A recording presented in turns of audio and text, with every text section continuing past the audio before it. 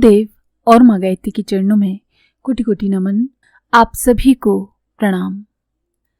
साधकों के अनुभव में आज हम श्रीमती फूलवती शर्मा देहरादून से अपने अनुभव लिखते हैं कि गायत्री मंत्र के जाप करने से किस तरह से उनकी सत्य निष्ठा में प्रवृत्ति हुई।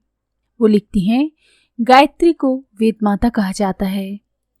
इससे लगता है कि वेदों में वर्णित सारे ज्ञान इसमें अवश्य ही केंद्रित हैं।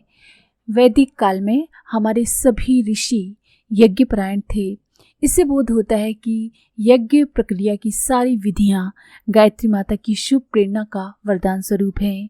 इसी से हमारे वेद शास्त्रों और पुराणों में यज्ञों की महिमा का सर्वत्र दर्शन होता है।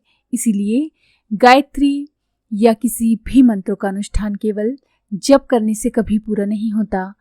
यज्ञ ही एकमात्र उसकी परिपूर्ति के साधन हैं। यज्ञ द्वारा प्राचीन काल से लेकर आज तक अनेकों ने अपने मनोरथ सफल कर पाए हैं।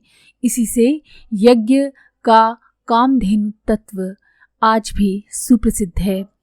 मैंने भी गायत्री अनुष्ठान द्वारा किस भांति अपने हृदय में सत्य भाषण को प्रतिष्ठित कर शांति पाई, उसे ही सुनाकर गायत्री माता की स्नेहिल करुणा का परिचय देना चाहती हूँ। अपने अतीत जीवन में अज्ञानतावश मैं सत्य को छोड़कर असत्य से ही अधिक नाता जोड़ती रही थी। मेरे परिवार में प्रायः सभी क्रोध पर अपना अधिकार जमाने में असमर्थ थे। इसीलिए जब कभी मुझसे कोई गलती हो जाती, मैं भयभीत सी उसे छिपाने के प्रयत्न में असत्याचरण के द्वारा अपनी रक्षा करती, पर झूठ बोलने के पश्चात अंतर में बड़ी पीड़ा होती। माता की कृपा से एक दिन अचानक या बिना किसी प्रयत्न के ही मुझे एक ऐसी पुस्तक मिल गई जिसमें गायत्री मंत्रानुष्ठान द्वारा होने वाले लाभों को बड़े विस्तार से वर्णन किया गया था। मैं पढ़कर बड़ी प्रभावित हुई और अपनी समझ के अनुसार मैंने उसका अनुष्ठान करना प्रारंभ किया। ज्यों-ज्यों समय बीतते गए, मेरे अंतर में सत्य धारण करने की शक्ति भी बढ़ती गई। अब तो यहाँ तक हो गया कि सत्य बोलने के कारण मेरे ऊपर कितने भी संकट क्यों ना आए, उसकी परवाह किए बिना मैं सत्य बोलती हूँ। हानि लाभ की चिंता से ऊपर उठकर सत्य बोलने का जैसे मेरा स्वभाव ही हो गया है।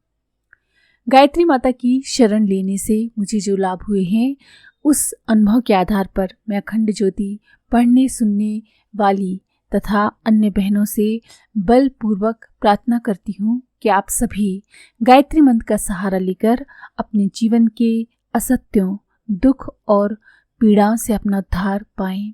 जिस भांति प्राण के सहारे ही शरीर के सभी अंग जीवित और क्रियाशील रहते हैं, उसी भांति गायत्री शक्ति ही मनुष्यों की साधना के अनुसार स्वर्ग और मुक्ति को देने वाली है।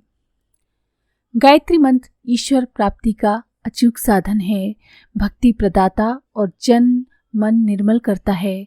माताओं को स्वयं इसकी उपासना करते हुए शैशव काल से ही बच्चों को इसमें प्रवृत्त करना चाहिए। मैं तो यहाँ तक कहना चाहती हूँ कि यदि भारत की प्रत्येक नर नारी इस परम उद्धारक मंत्र को धारण कर ले तो देश का उद्धार हो जाए। इस तरह से जैसे जैसे गायत्री मंत्र का अनुष्ठान किया, जाप किया, वैसे ही सत्य में प्रवृत्ति बढ़ गई और झूठ बोलने की आदत बिल्कुल ही खत्म हो गई।